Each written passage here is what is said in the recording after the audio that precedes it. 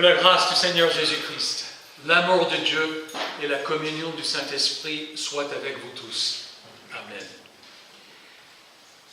Le texte qui sert de base de notre méditation ce matin, c'est toute la lecture de Jérémie, mais je relis seulement les versets 26 à 29.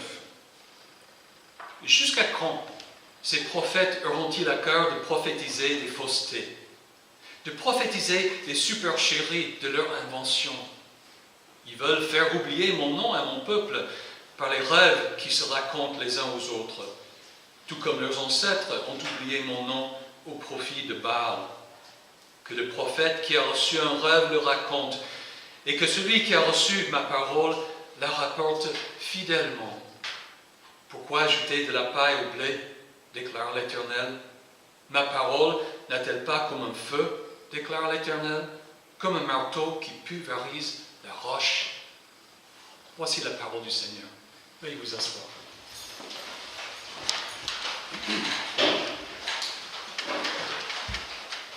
Nous venons d'écouter une parole de Dieu transmise par le prophète Jérémie. Là, Dieu s'en est pris au prétendu prophète de l'époque. Pourquoi? Parce qu'il mentait au peuple de Jérusalem et de Juda en disant que les Babyloniens ne s'empareraient pas de la ville et du pays, alors que Dieu avait définitivement décidé leur défaite et leur exil en Babylone. Le peuple écoutait les faux prophètes plutôt que Jérémie, parce que ces rêveurs proclamaient ce que le peuple souhaitait être la réalité. Salut, paix, prospérité. Depuis le commencement du monde, nous avons eu à faire face à des mensonges et à des prétendus prophètes. Satan a menti à nos premiers parents en Éden. Israël a été tenté par toute forme d'idolâtrie. Jésus a dû démentir la doctrine des pharisiens. Les apôtres ont affronté les fabricateurs d'idoles, des magiciens, les faux prophètes. Du coup, l'Apocalypse, le dernier livre de la Bible, termine par une forte mise en garde de ne pas ajouter ni retrancher quoi que ce soit de ce livre de prophétie. Nous devons alors comprendre notre penchant, tendance humaine à nous détourner de la parole de Dieu pour écouter les faussetés des hommes et des femmes rêveurs. Et c'est pourquoi Dieu a envoyé Jésus dans le monde, pour nous annoncer fidèlement, une fois pour toutes, la vérité qui nous sauve. Que Dieu nous accorde gratuitement le pardon de tous nos péchés et toute bénédiction spirituelle par la foi en Jésus-Christ. C'est la bonne nouvelle qui nous sauve de toutes les faussetés que l'homme et le diable peuvent proclamer. Pensez-vous que ce problème ne soit pas très important pour nous aujourd'hui? Écoutez le témoignage d'un pasteur récemment sauvé des faussetés des prétendus prophètes. Il s'appelle Elia Chocolar. Il se croyait chrétien, membre de l'Église universelle. Il pensait comprendre la Bible et suivre le bon chemin. Mais en réalité, il ne connaissait pas Jésus et était lui-même un faux prophète dans un mouvement qui s'appelle la parole de foi. Je suis pasteur dans un petit village à environ 500 km à l'ouest de Nairobi, dans la région de la culture du sucre au Kenya. Durant la plupart de ma vie d'adulte, j'étais prédicateur pentecôtiste, charismatique, parole de foi.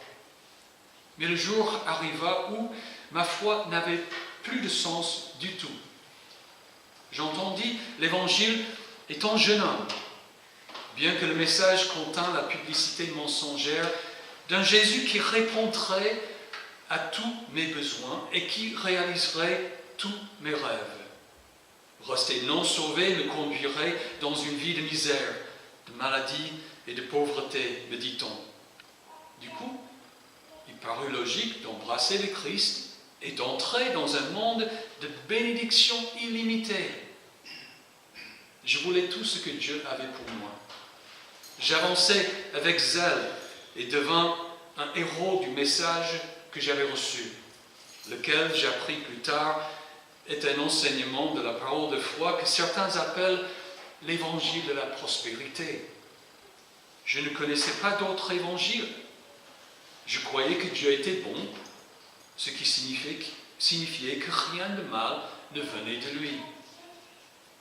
J'ai appris à traiter avec Satan en tant qu'auteur de toutes choses négatives dans ma vie. Le combat spirituel était ancré en moi. Étant un petit Dieu, comme le disent les enseignants de la parole de foi, j'avais une autorité absolue pour créer mon propre monde par la pensée positive et par des proclamations de la foi. Je croyais que la volonté de Dieu comprenait la santé et la richesse, ce que je pouvais appeler à l'existence par la foi. Toute chose de moindre devait être répudiée. En désespoir de cause, je pouvais utiliser la langue des anges, prier en langue, pour contourner Satan et les armées des ténèbres.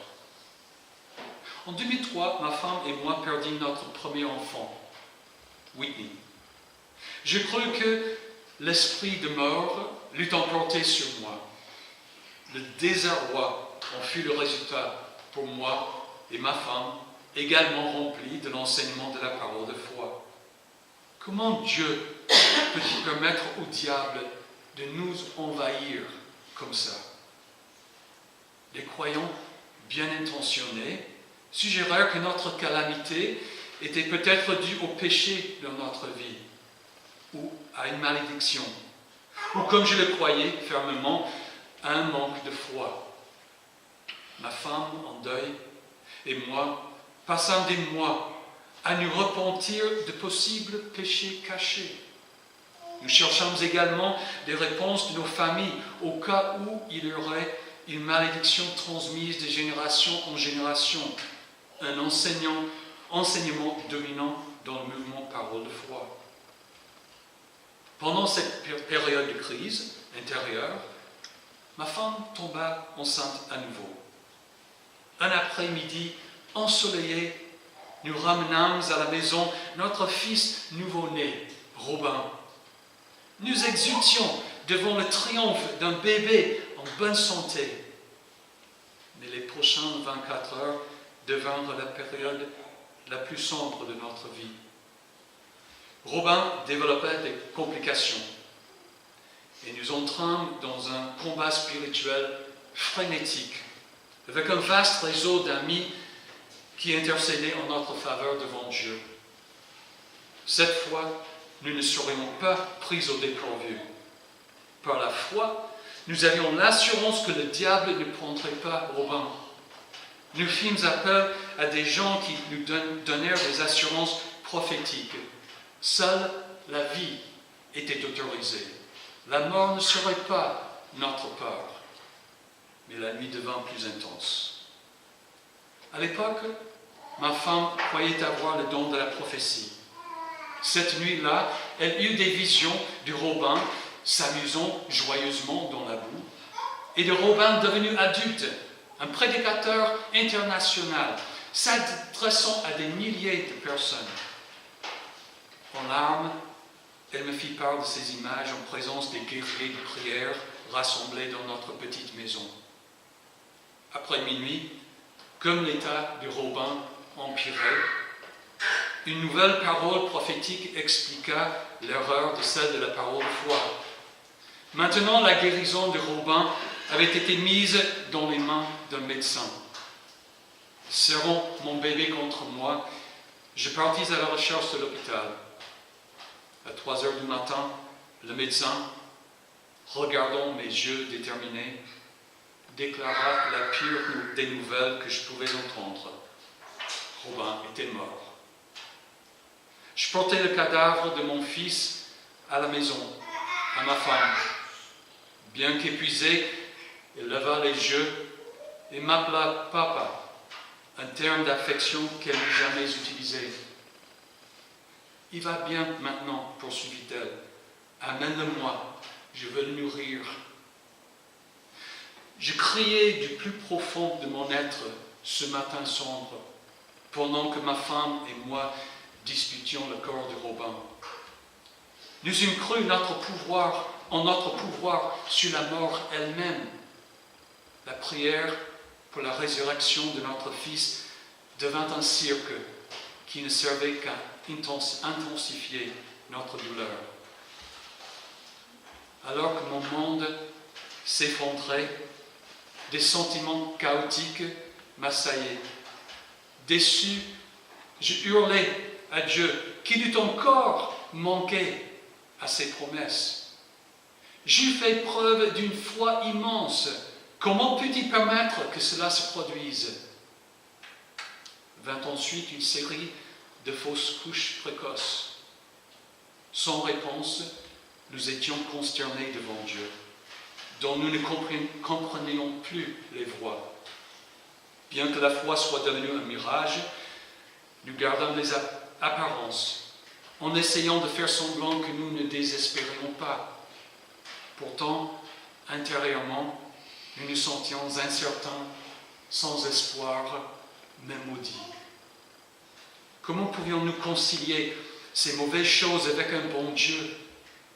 L'enseignement de la parole de foi nous demanda de rejeter la souffrance de Job comme une conséquence de sa profession négative. Le Seigneur a donné, le Seigneur a ôté. Mais comment pouvions-nous comprendre le fait que Paul lui-même tomba malade et pourtant se réjouit de ses afflictions? Comment pouvions-nous continuer à concilier ce portrait avec les super apôtres modernes qui commercialisent la santé et la richesse dans leurs livres, leurs DVD et méga réunions? En pleine crise de foi et en colère avec Dieu, je me promets de quitter le ministère. Je me sentais comme un imposteur pour avoir prêché un évangile qui ne marchait pas. Dieu devint une énigme et la foi un labyrinthe. Pourtant, le passage du temps et les activités de routine de la religiosité calmaient nos esprits agités pendant un certain temps. En 2006, mon église m'envoya de la grande ville côtière de Mombasa à la ville de Munias pour un travail pastoral. Haussier de mes erreurs de la parole de foi, je continuais à propager un système défaillant de croyances qui était devenu pour moi le moyen de gagner ma vie.